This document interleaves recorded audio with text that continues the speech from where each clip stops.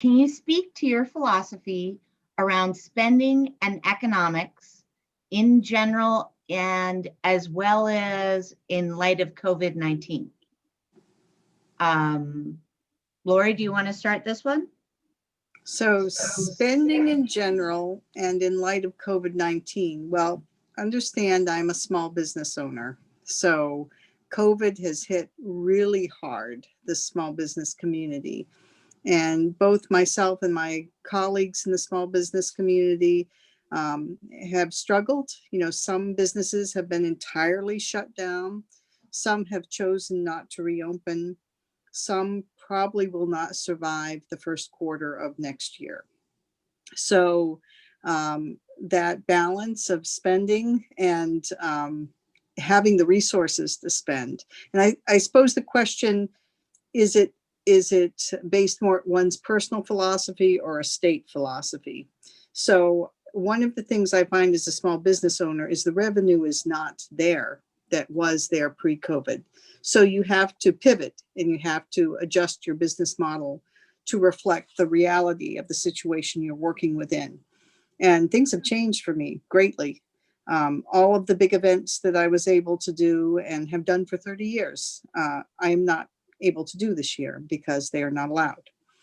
So you have to find other ways to be successful, and that means change.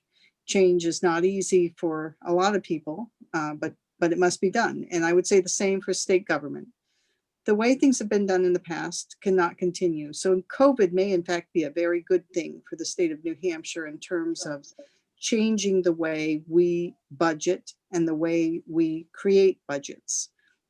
The spending, I think, you know, anybody can accuse anybody of doing too much spending, but I think you have to spend strategically. Certainly I do that as a small business owner. I wouldn't have lasted 30 years if I didn't.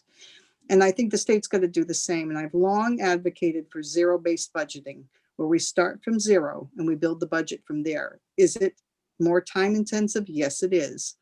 Will it be a more true budget? Yes, it will be, because you'll be funding programs you actually need rather than looking at an old budget and saying we'll have a 3% increase for next year. Lois, do you want to pick it up? Sure. Things have just changed. You can't look back at the way we did things. And my philosophy right now is just tread lightly. We don't know what's going on. You're looking at Europe right now with the COVID, and things are shutting down again. And I think things are here because we're not following good senses are going to start shutting down again. And that's going to hurt everything, not only the small business owner, but the medium-sized business owner. And things are shutting down that not our tax is going down, but the tax revenue is going down. Mm-hmm. So what they've budgeted to spend this coming year, the monies aren't going to be there.